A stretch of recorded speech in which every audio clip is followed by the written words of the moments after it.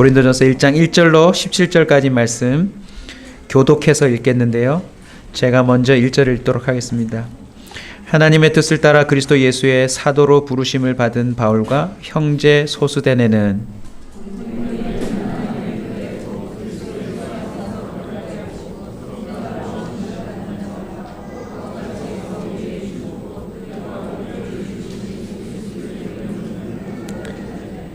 하나님 우리 아버지와 주 예수 그리스도로부터 은혜와 평강이 있기를 원하노라.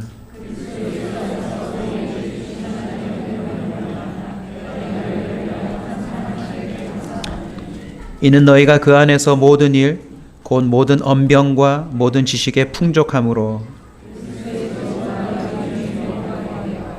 너희가 모든 은사에 부족함이 없이 우리 주 예수 그리스도의 나타나심을 기다림이라.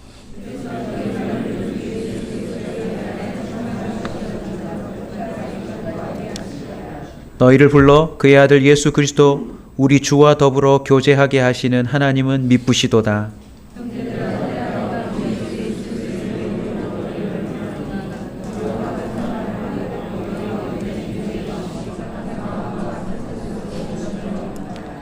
내 형제들아, 글로에의 지편으로 너희에 대한 말이 내게 들리니 곧 너희 가운데 분쟁이 있다는 것이라.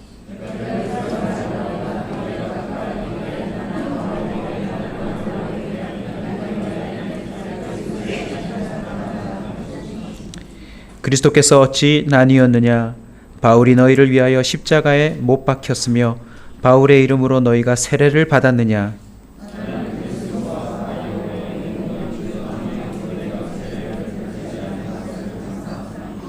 이는 아무도 나의 이름으로 세례를 받았다 말하지 못하게 하려 함이라.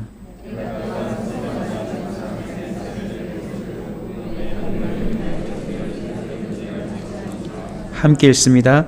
그리스도께서 나를 보내심은 세례를 베풀게 하려 하심이 아니요 오직 복음을 전하게 하려 하심이로다. 말의 지혜로 하지 아니함은 그리스도의 십자가가 헛되지 않게 하려 함이라. 아멘. 교제를 통해 누리는 잔치라는 제목으로 말씀을 함께 나누겠습니다. 저는 지난 주간에 기록을 하나 깼어요. 무슨 기록을 깼냐면 장례식을 한 주에 3번 가기는 처음입니다. 주일이 지나고 월요일이 되자 동료 목사님 아버님이 소천하셨다는 얘기를 듣고 밤에 혼자서 다녀왔어요. 화요일이 되었습니다. 우리 전도사님 어머님이 소천하셨다는 소식을 듣고 또 이틀간 대전을 올라가서 장례를 함께 치르고 내려왔습니다. 월요일부터 장례로 시작했으니 마음 가운데 평소 때와는 다른 감정들이 있겠죠. 토요일이었습니다. 예전에 저와 함께 사역했던 전도사님의 남편분이 돌아가셨다고 또 연락을 받고 달려가서 함께 또 문상을 했습니다. 신기한 것은 한 주에 장례식 3번을 갔다 오고 나면 마음 가운데 좀 어둡거나 힘들거나 좀 우울하거나 이래야 되는데 몸은 좀 고단했지만 제 마음 가운데 천국의 소망이 넘쳤어요. 그리고 신기한 것은 장례식장에 가서 막 웃고 왔습니다. 그 상주들과 함께 교제를 나누는 가운데 우리는 다르다는 걸 알게 됐어요. 죽음에 대한 해석, 죽음을 대하는 태도, 단순히 신앙심 때문에 그렇게 다른 게 아니라 결과도 다르더라고요. 누구와 교제하느냐에 따라서 우리의 삶은 달라질 수 있습니다. 여러분은 요즘 누구와 교제하고 계세요? 교제하는 사람이 온통 부정적인 생각, 말, 태도로 그렇게 살아간다면 우리도 덩달아 그렇게 될 확률이 높습니다. 교제하는 사람이 그렇게 기쁨이 많고 마음이 천국처럼 잔치를 벌이고 있는 사람이라면 아마 우울한 사람마저도 덩달아 그 기운을 받게 될 것입니다. 근데 오늘 본문을 보시면 놀라운 표현이 나와요. 9절입니다. 너희를 불러 그의 아들 예수 그리스도 우리 주와 더불어 교제하게 하시는 하나님은 미쁘시도다. 그리스도인은 어떤 사람입니까? 하나님이 부르셔서 예수 그리스도와 교제하게 만든 사람들입니다. 저와 여러분은 예수 그리스도와 교제할 수 있는 특권이 있는 자입니다.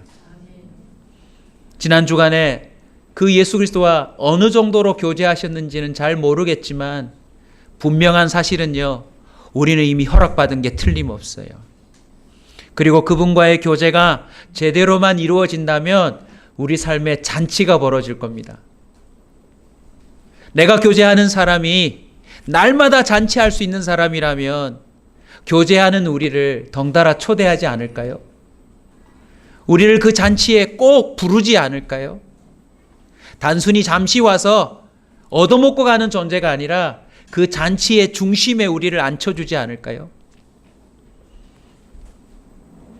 세상을 살다 보면 많은 어르신들이 아유, 사람만큼 피곤한 게 없다 하고서는 점점 대인기피증이 생기기도 한답니다. 요즘 유행하고 있는 공황장애도 알고 보면요, 사람과의 관계 속에서 생겨난 그 트라우마, 어렵고 힘들다 라고 하는 복합적인 감정들이 그 사람의 삶을 족쇄를 묻듯 쇠사슬로 엮듯 그렇게 몸과 감정을 묻는 증상들이에요. 근데 여러분, 만날 때마다 나를 자유케 하고 만날 때마다 나를 안심시켜주고 만날 때마다 나를 격려해주고 만날 때마다 내 마음을 시원케 해주고 만날 때마다 내게 지혜를 주고 만날 때마다 나를 책임져 주겠다고 하는 교제자가 있다고 쳐보십시오. 얼마나 복됩니까? 일주일 내도록 제 마음 가운데 그 교제의 중요성을 깨닫는 참 여러 가지 일들을 하나님 허락하셨어요. 설교 중에도 몇 가지를 나눌 텐데 먼저 한 이미지를 여러분에게 떠올려 드리고 본론으로 들어가려고 합니다. 결혼식 장면이에요. 신부가 여기 서 있고 신랑이 여기 서 있는데 내용이 뭐냐면 사랑 고백할 시간이 되었는데 순서가 되었는데 신부에게 사랑 고백을 안 하고 이 신랑이 갑자기 다른 여자에게 사랑을 고백합니다. 여러분, 이런 사람하고 교제해야 될까요? 말아야 될까요? 네. 끝까지 들어보세요.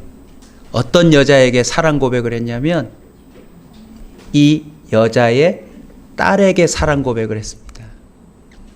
갑자기 무릎을 꿇더니 그 옆에 서 있던 꼬마아이에게 나는 너의 아빠가 되는 것을 무척 기다려왔단다. 내가 세상에서 가장 행운이라고 생각하는 건 너의 아빠가 되는 거야. 나의 사랑을 받아주겠니? 하고 그 여자아이에게 사랑을 고백합니다. 그러자 그 옆에 서 있던 엄마가 완전히 폭풍 눈물을 흘리고 주변에 있는 사람들이 다 감동을 받고 박수를 칩니다. 여러분, 적어도 교제하려면 이런 남자랑 교제해야 합니다. 네. 이 묵묵부답은 무슨 의미입니까? 벌써 그런 사람과 살고 있다는 뜻이겠지요?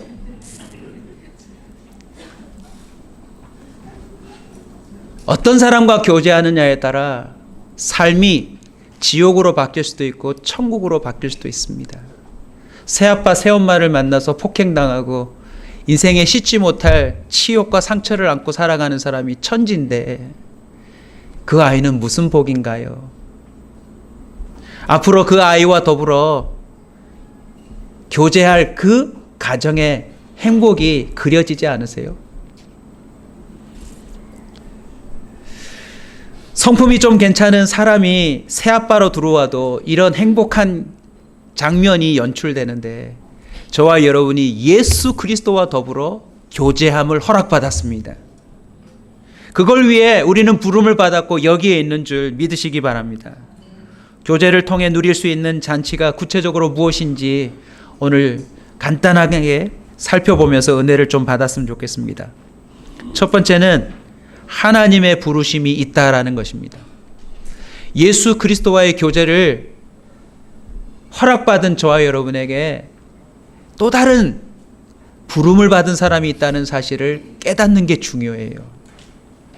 나만 부른 게 아닙니다. 오늘 본문 1절에 보면 사울은 예수 그리스도께서 말을 걸어온 사람이었어요. 구체적으로 알고 싶으시면 사도행전 9장을 오늘 꼭 읽어보십시오. 예수를 안 믿는 자가 아니라 예수를 지독히 핍박하던 자였는데 그의 인생 여정길에서 예수님이 직접 찾아오셔서 말을 걸어주십니다. 나는 네가 핍박하는 예수라고. 그때부터 대화와 교제가 시작되자 사울은요, 이전과는 상상할 수 없는 삶을 살기 시작합니다. 그리고 이 사람과 더불어 교제를 맺는 사람들의 삶들도 덩달아 잔치로 바뀌어요. 사울은 오늘 본문에 보시면 2절입니다. 고린도에 있는 하나님의 교회 곧 그리스도 예수 안에서 거룩하여지고 무엇이라? 성도라 부르심을 받은 자들, 또 각 처에서 예수 그리스도의 이름을 부르는 모든 자들. 하나님이 나만 부르신 게 아니에요. 성경을 통해 전해지는 하나님의 모든 그 기적과도 같은 역사를 들여다보면 교제의 역사입니다. 예를 들면 이러세요. 한 사람과의 교제를 시작하신 하나님이 그 사람 주변의 사람들과의 교제가 또 시작되도록 연결하셔서 하나님이 예비하신 기적을 이루어내십니다. 노아를 부른 게 그냥 그 혼자만을 부른 게 아니었어요. 그의 가족도 같이 부르신 것이었습니다. 아브라함만 부른 게 아니었어요. 사라와도 하나님은 교제해 주셨어요. 모세만 부른 게 아닙니다. 그의 형 아론도 불렀고 여호수아와 갈렙이라고 하는 사람들도 불러내어서 함께 교제하는 가운데 그들이 인생 가운데 경험할 수 없는 잔치가 벌어졌어요. 벌써 눈치챈 분들이 있으실지 모르겠지만 지금 저와 여러분 옆에 있는 참 잘 나오셨습니다라고 하는 사람이요, 나를 위해서 하나님이 불러주신 사람이라는 사실을 꼭 믿으셨으면 좋겠습니다. 우리는 옆에 있는 이 사람들과 교제하셔야 합니다. 나만 부른 게 아니거든요. 우리가 교제할 때 하나님의 역사가 일어납니다. 하나님의 모든 역사는 결코 한 사람으로 이루어진 게 아니라 배우자, 부모, 자녀, 형제, 공동체, 심지어 알지도 못하는 사람들이 길에서 함께 만나 교제를 시작할 때 이루어지기도 합니다. 로마서 9장 24절에 보면 이 그릇은 우리니 곧 유대인 중에서 뿐만 아니라 이방인 중에서도 부르신 자니라. 이것을 잔치집으로 비유해 볼까요? 잔치집에서 신나는 것 뭔지 아세요? 그릇마다 내가 먹어보지 못한 음식이 담겨져 나올 때 그 잔치는 참 흥겹습니다. 동의하십니까? 근데 오늘 본문에 보시면 우리는 그릇이래요. 유대인의 그릇도 있지만 이방인의 그릇도 있대요. 큰 그릇도 있지만 작은 그릇도 있을 것입니다. 그릇의 종류와 크기와 그 어떤 것보다도 더 중요한 것이 있는데 그게 뭐냐면 주님이 거기에 뭔가를 담으실 거라는 거지요. 교제가 무엇입니까? 상대편의 그릇에 담긴 걸 내가 맛보는 게 교제입니다. 내 그릇에 담긴 걸 다른 사람에게 맛보게 해주는 게 교제입니다. 오늘부터요, 믿음의 사람들을 그냥 지나치지 않으셨으면 좋겠어요. 우리 옆 사람에게 그런 의미에서 한번 고백하고 넘어갈까요? 당신과 교제하고 싶습니다. 한번 인사하시면 좋겠습니다.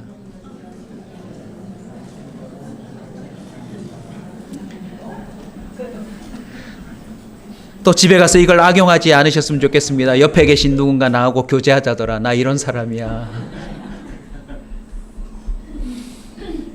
여러분, 주위 사람에게 관심을 가져야 합니다. 지금보다 훨씬 더 그를 존중해야 합니다. 그와 함께 교제할 때 하나님이 예비하신 기적이 이루어집니다. 교제를 통해 누리는 잔치 두 번째 의미는 그리스도의 증거가 견고해짐입니다. 6절을 보시면 그리스도의 증거가 너희 중에 견고하게 되어라고 표현합니다. 서로의 모습 속에서 그리스도의 증거가 견고해지는 것을 보는 즐거움과 기쁨을 여러분 아세요? 저는 목회하면서 이 즐거움을 참 자주 경험하고 있습니다. 오늘도 아이들이 그냥 이렇게 강단에 나와서 뛰어나가는 것만 봐도 저는 너무 기뻐요. 왜냐하면 예전에 우리 교회 애들이 없었거든요. 우리 아이들이 그리스도의 증거가 하나하나 드러나는 게 제겐 얼마나 큰 기쁨인지 모릅니다. 예를 들어볼까요?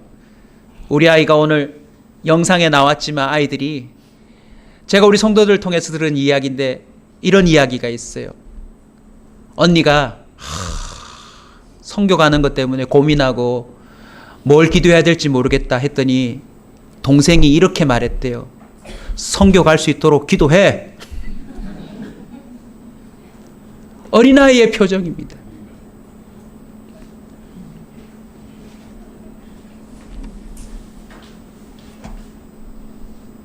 우리 아이들 입에서 무심코 나오는 한마디 한마디 내뱉는 이야기들 속에서 그리스도의 증거가 보여질 때 그 기쁨을 아세요?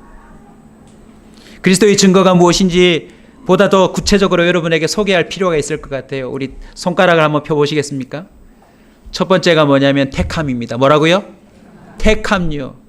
두 번째는 택한 자는 반드시 믿습니다. 두 번째가 믿음이에요. 뭐라고요? 믿음입니다. 택했고 하나님이 그를 믿게 하셨다면 세 번째 증거가 있는데 성령의 내주하심입니다. 뭐라고요? 성령의 내주하심, 성령의 임재죠. 네 번째는 성령이 그 사람 속에 있으면 변화들이 일어납니다. 뭐가 일어난다고요? 변화들요. 마지막 다섯 번째가 뭐냐면 그 변한 것으로 말미암아 결정적인 증거, 열매가 나타납니다. 자, 다섯 개 한번 복습합시다. 첫 번째 뭐라고요? 택함, 믿음, 성령의 내주하심, 변화들, 열매. 좀 더 구체적으로 표현하면 이렇습니다. 교제를 통해서 그 사람 속에 드러난 그리스도의 증거를 간증으로 들을 수 있어요. 그러면 어떤 일이 일어나는 줄 아십니까? 나의 연약한 믿음에 힘이 부어져요. 내 두렵고 떨림이 사라지는 역사가 나타납니다. 내 안에 있는 무지함과 어리석음이 지혜로 채워져요. 이번 주에 CTS라고 하는 방송국에 중보기도 모임 설교를 하러 잠시 갔습니다. 중보기도면 정말 기도에 불을 붙여야 될 말씀을 전해야 되겠기에 기도에 관한 말씀들을 나름 준비하고 갔다가 어떤 일을 경험한 줄 아세요? 제가 불이 붙고 왔어요. 말씀을 증거했는데 앞자리에 앉아 계신 분 나중에 알게 됐는데 평생의 무속인으로 살다가 하나님을 만나서 그 기도의 자리에 와 계시더라고요. 식사를 하면서 잠깐 대화를 나누었는데 성경에 읽던 그 거라사인 지방에 군대 귀신 들린 사람이 실제로 지금 내 곁에 있다라고 하는 걸 확인하는 시간이었어요.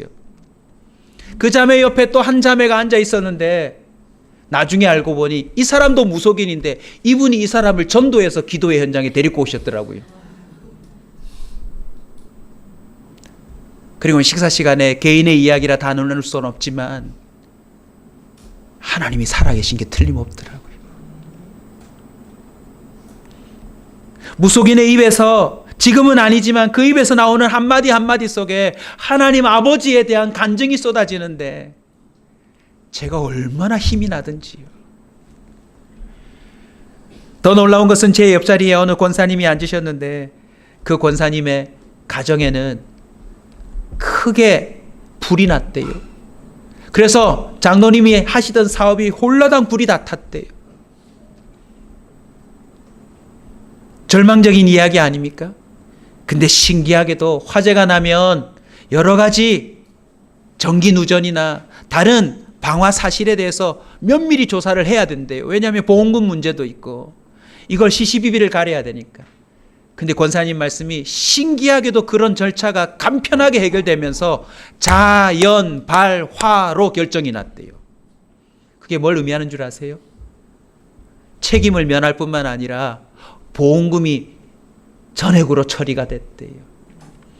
그래서 예전에 사업하면서 여러 가지 구비하지 못한 시설의 미비함, 기계의 이런 것들이 있었는데 이번에 건물, 기계 모든 걸 새로 딱 세팅을 다 하셨대요. 그 은혜가 너무 감격스러워서 국밥 한 그릇 먹는 동안 밥을 못 먹을 정도로 그 간증을 해내시는데 진짜 밥보다 더 더 배부르게 하는 소식이었어요. 또 이야기 은혜 받으셔서 집에 가셔서 불내시면 안 됩니다. 주님은 그 중심을 아셔요. 무엇을 얘기하는 것입니까? 하나님은 살아계셔서 이 형편 저런 형편에 있는 사람들에게 그리스도의 증거가 견고해지도록 돕고 있더라는 것입니다. 우리의 믿음은 헛것이 아닙니다.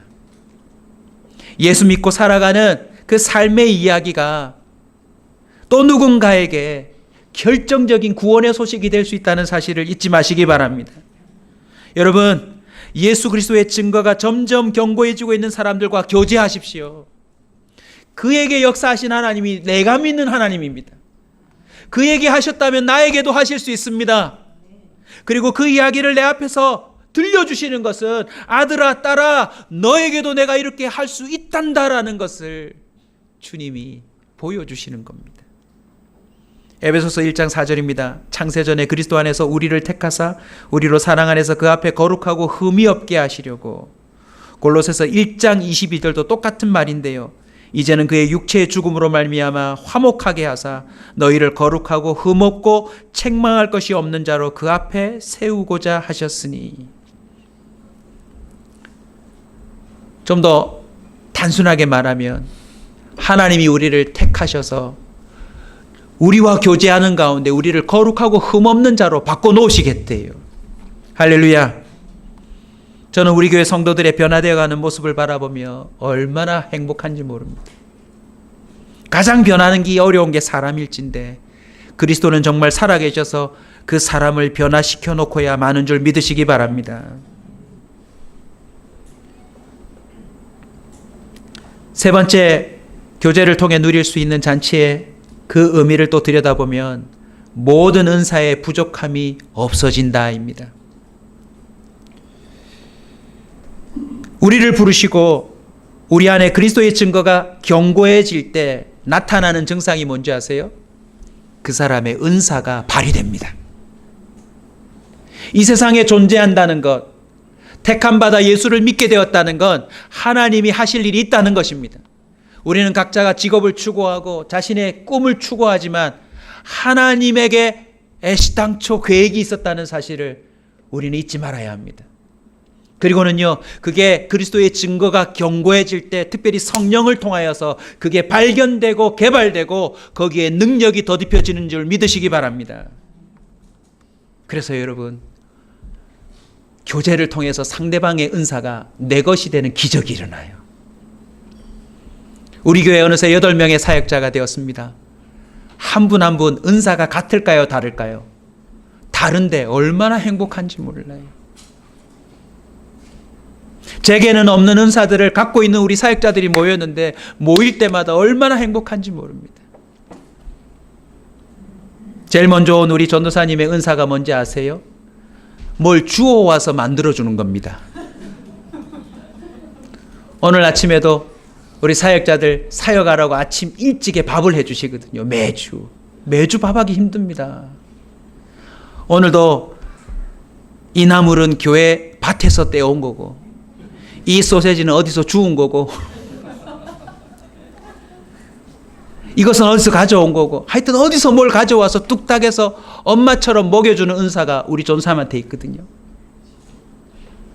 그것 때문에 주일날 아침에요, 저희들 정말 큰 힘을 얻고 시작합니다. 사실은 지금부터 떨고 있어요. 우리 전도사님 사라지면 이 아침에 누가 밥을 해주나.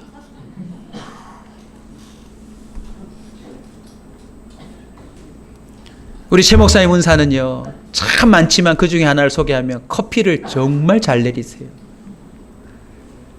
우리 목사님이 내려준 커피 한 모금을 딱 마시면 어떤 마음이 드는 줄 아세요? 커피숍 못 가겠다. 이유가 뭐냐면 사랑이 담겨 있더라고요.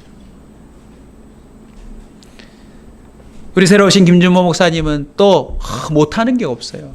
그래가지고 뭘 하나 부탁을 드리면 그냥 뚝딱 해가지고 만들어 오는데 깜짝 놀랐어요. 우리 간사님들, 전도사님들 은사 하나하나가 모여서 딱 하니까 완전히 독수리 오영재예요. 지구를 구할 판입니다. 지금. 그뿐입니까? 우리 교회 온사 성도들 한 사람 한 사람에게도요, 각각 다른 은사가 있습니다. 여러분, 그 은사를 위해 교제하십시오. 여러분이 별로 감동을 안 받으신 것 같아서 구체적으로 예를 들겠습니다. 여러분 중에 혹시 돈 잘 버는 은사를 구하고 계신 분 손 들어보세요. 구하지 마세요. 왜냐하면 돈 잘 버는 은사는 따로 있더라고요. 그 사람과 교제하시면 돼요.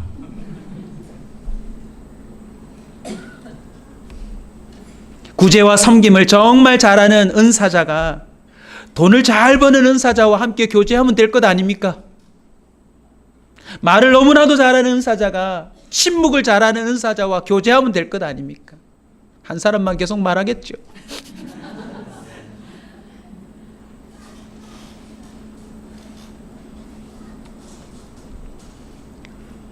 사실은 장례식에 갔던 그 사람들 한 사람을 뒤돌아보면 그들의 은사를 통해서 저도 참 행복했거든요.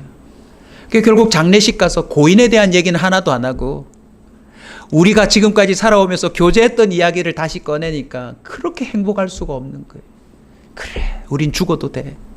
우린 천국 갈 수 있으니까. 우리 속에 이미 부인할 수 없는 증거들이 있으니 말입니다.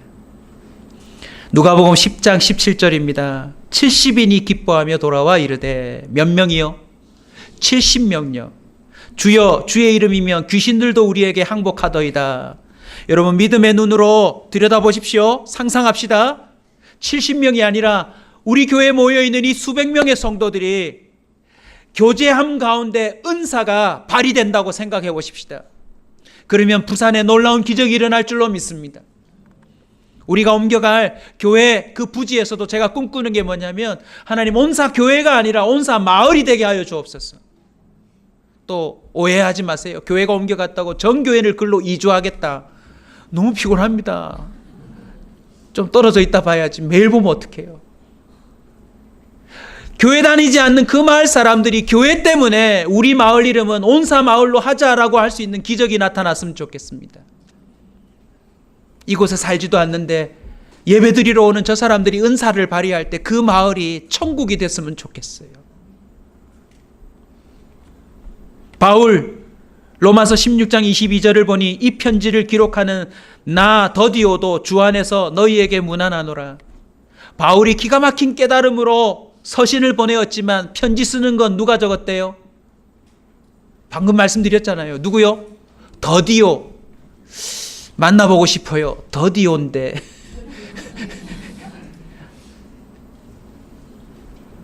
빌레몬서에 가면 바울은 과거의 실수로 말미암아 주인과 멀어져 있는 오네시모를 그 주인에게 돌려보내고자 하면서 혹시라도 얘가 잘못한 것이 있으면 내가 다 계산하겠다, 내가 다 갚겠다 라고 하는 은사를 발휘합니다. 우리 교회 좀 돈 잘 버는 은사자들이 와서 빚을 갚을 수 없는 사람들 빚 갚아주는 역사가 있기를 축원합니다. 왜 아멘이 적은 줄 알죠? 이때 아멘하면 빚진 줄 알거든요. 채무자인 줄 알 거거든. 빌레몬서 1장 18절 너무 감동적이에요. 그가 만일 너에게 불의를 하였거나 너에게 빚진 것이 있으면 그것을 내 앞으로 계산하라. 좀 이런 은사가 우리에게 있었으면 좋겠습니다. 이게 바로 예수 그리스도의 은사 아닙니까? 내가 십자가를 졌으니 너 계산할 필요 없다.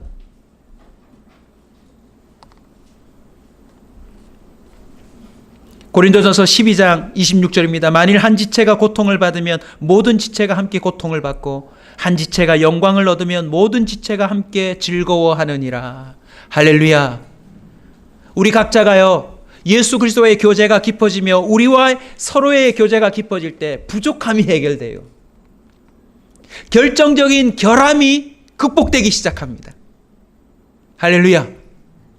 놀라운 비밀이에요, 여러분. 놀라운 비밀이에요.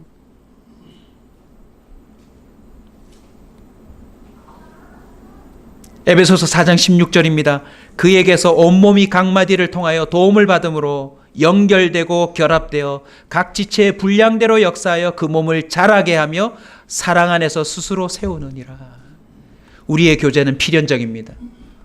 이번 정교인 수련회를 하고자 하는 목적도 그겁니다. 피상적인 교제의 단계를 좀 뛰어넘자. 그래서 기대하시라. 숙소도 교구별로 안 잘 거예요. 제비 뽑기 할 거예요. 지금 몇몇 분이 안 갈란다 그러면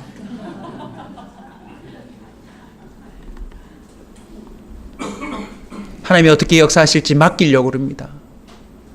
어쩌면 가장 싫어하는 사람하고 같은 방이 될지도 모르겠죠. 저와 여러분이 이 교제의 단계를 한 단계 높이지 않으면 하나님의 역사를 경험할 수 없어요.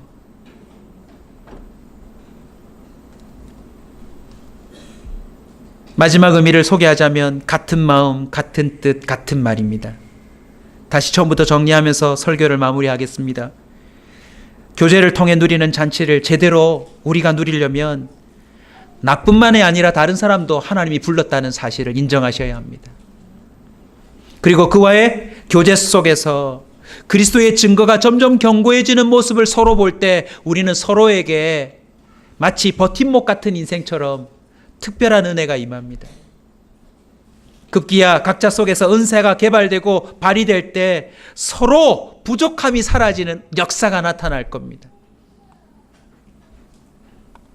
가르침, 섬김, 구제, 치유, 상담, 동행, 헤아릴 수 없을 만큼 다양한 각자의 은사를 통해서 우리가 누리게 될 그 풍요로움을 여러분 좀 상상해 보십시오.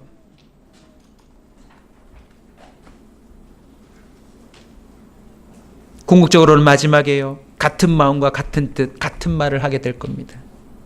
획일화된다는 말이 아니에요. 다 다른데 이상하게도 같은 마음, 같은 뜻, 같은 말을 하게 된다는 거죠. 그런데 오늘 본문에 보시면 고린도 교회에 안타깝게도 두 글자가 있었어요. 무엇입니까? 분쟁. 교제를 단절시킬 뿐만 아니라 교제를 철저히 방해하고 가로막는 게 분쟁입니다. 그 분쟁이 왜 일어났는가? 11절, 12절, 13절 같이 한번 보겠습니다. 내 형제들아, 근래의 지편으로 너희에 대한 말이 내게 들리니 너희 가운데 분쟁이 있다는 것이라. 내가 이것을 말하거니와 너희가 각각 이르되 나는 바울에게, 나는 아볼로에게, 나는 게바, 베드로를 말합니다. 나는 그리스도에게 속한 자라 한다는 것이니. 크게 읽읍시다. 그리스도께서 어찌 나뉘었느냐. 분쟁은 하나님의 역사가 아닙니다. 철저히 악한 영의 행동입니다. 그들의 작전입니다. 분쟁이 일어났다는 것은 곧 전쟁이 일어난다는 뜻입니다. 분쟁은 하나가 돼야 될 존재들을 갈기갈기 찢어놓는 걸 의미합니다. 그 분쟁의 원인을 추적해보니 결국 그리스도로 교제하도록 부름받은 자들이 자꾸 사람에게 집중하더라는 겁니다. 우리는 언제나 그리스도와의 교제가 최우선이 되어야 합니다. 요즘 교회 안에 이슈되는 이야기들이 점점 파도처럼 밀려오고 있는데 예를 들면 동성애입니다. 이상하게 세상의 뉴스들이요, 세상의 언론들이 동성애자이면서 그리스도인인 사람들의 기사를 요즘 기획처럼 다루고 있더라고요. 그러면서 그들의 말 가운데 가장 핵심적인 문구를 이렇게 등장합니다. 예수님이 동성애자들을 어떻게 대하셨을 것 같으냐. 예수님도 동성애자를 사랑한다. 여러분 이 말 맞습니까? 틀립니까? 맞지요. 하지만 그들은 악용하고 있어요.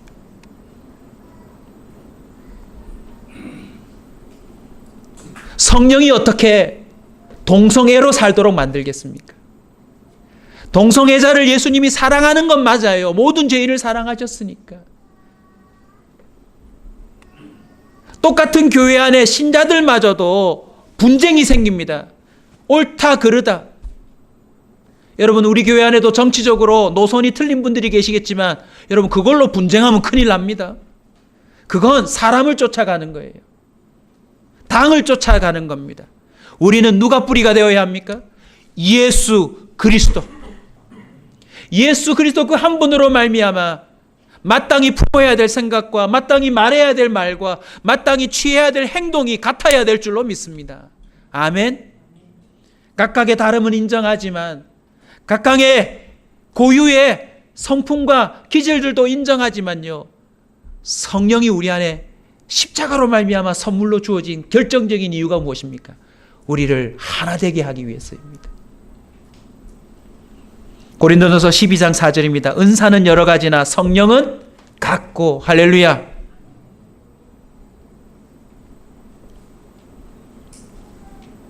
이번 주간에 또 동료가 보내준 글을 읽는데 참 기뻤어요.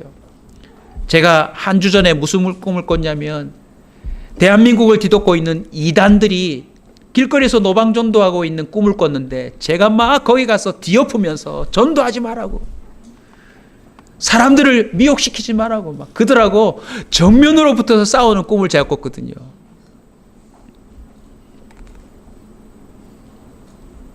그런데 이번 주간에 동료를 통해서 귀한 글이 왔는데 무슨 글이냐면 장로님 한 분이 아내와 자신의 아들 남매가 다 이단으로 빠진 거예요.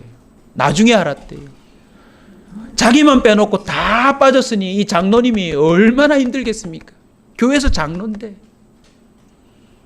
근데 놀랍게도 아내부터 시작해서 자녀들이 다 돌아왔어요. 이건 정말 기적입니다. 어떻게 돌아온 줄 아세요? 간단해요. 교제. 먼저 아내가 상담소를 통해서 교제하기 시작했어요. 교제하다 보니 자신들이 믿는 게 거짓이라는 게 드러났어요. 어떻게 드러난 줄 아세요? 더 놀라운 건 그 자녀들을 통해서인데, 자녀들은 더더욱 세뇌되어서 돌아올 수가 없었는데 뭘 보고 돌아왔냐면 그쪽 이단에서 이렇게 교제하면서 얘기한 거예요. 상담소에도 오고 그 이단도 계속 교제를 양쪽으로 하고 있었는데 결정적으로 이쪽 이단에서 뭐라고 말했냐면 이혼하세요, 가출하세요, 이렇게 말해주는 걸 보고 이상하게 생각했대요. 그건 누구의 마음이 아니에요? 우리 속에 계시는 성령의 내주하심으로는 그런 말을 하지 않습니다. 어쨌든 가정을 지켜야죠. 어쨌든 부모님을 공경해야죠. 보십시오. 우리가 누구와 교제하고 있는지는 금방 드러납니다. 지금은 너무나도 행복한 가정이 되어서 옛날보다 훨씬 더 견고한 믿음의 집안이 되었다고 하는 소식이었어요. 잠언 16장 28절입니다. 패역한 자는 다툼을 일으키고 말쟁이는 친한 벗을 이간하느니라. 패역이 무엇입니까? 진리를 거스리는 겁니다. 자신의 생각, 사상과 사람을 추구하고 자신의 경험을 추구하고 자신의 의견을 추구하다 보면요, 결국 자기도 모르게 패역한 자가 되거나 그로 인하여 다툼과 분쟁, 전쟁까지도 일으켜서 가정뿐만 아니라 신앙의 공동체, 국가와 민족까지도 파멸로 이끌 수 있다는 사실을 기억하셔야 합니다. 고린도전서 10장 20절에 바울은 고린도 교회를 향하여 이렇게 말합니다. 나는 너희가 귀신과 교제하는 자가 되기를 원하지 아니하노라. 이 땅 가운데 교회 안에서마저도 귀신과 교제하는 자가 있기 때문에 이런 말하는 것 아니겠습니까? 분쟁이 일어났다는 것 자체가 자기 의견이고 생각이지만 그 뿌리를 추적해보면 누구와 교제하고 있는 거예요? 귀신과 교제하고 있는 거죠. 예수와 교제하고 있다면 저와 여러분의 삶 가운데는 그리스도의 증거가 드러날 줄로 믿습니다. 자신도 견고하게 할 뿐만 아니라 함께 교제하는 자들도 견고하게 하며 결국 은사가 발휘가 되어서 부족함 없는 하나의 몸이 되어 예수 그리스도의 그 머리를 쫓아 주님이 생각하시고 주님이 계획하신 일을 이루는 실질적인 몸이 될 줄로 믿습니다. 우리 성도들 중에 개척 중에요, 재미난 성도들이 있었어요. 목사님의 오른팔이 되고 싶습니다. 무서웠어요. 왜냐하면 그 팔로 나를 칠 것 같아서.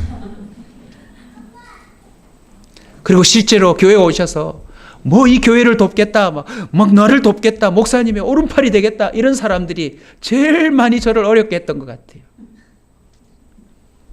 근데 여기 오셔서 묵묵히 늘 주님과 기도에 엎드림에 우선순위를 두고 살아가시는 성도님들이요, 언제나 만나보면 제가 더 배우는, 제가 더 그 성도를 통해서 견고해지는 은혜를 얻을 수 있었어요. 말씀을 맺겠습니다. 오늘 본문 끝을 보시면 바울이 무엇이라 고백합니까? 그리스도께서 나를 보내심은 세례를 베풀게 하려 하심이 아니요, 따라서 합시다. 오직 복음을 전하게 하려 하심이로라. 할렐루야. 오직 복음 전하는 게 무엇입니까? 다시 거슬러 올라가면 간단합니다. 주님이 나를 부르셨다. 흥미롭게 표현하면 주님이 내게 말을 걸어오셨다. 어느 날. 그리고 그 주님이 나와 늘 교제를 시도해 주셔서 나도 그 주님과 교제할 수밖에 없었다. 알기 시작했다. 내가 얼마나 어리석었는지, 미련했는지, 주님의 사랑이 얼마나 큰지 나는 알게 되었다. 그리고 내 안에 성령을 선물로 주신 걸 알게 되었다. 그 성령을 쫓아 나는 움직이기 시작했다. 성령을 쫓아 순종하기 시작했다. 그러자 안진뱅이가 일어났다. 눈먼 자가 눈을 떴다. 귀신 들린 자가 회복되었다.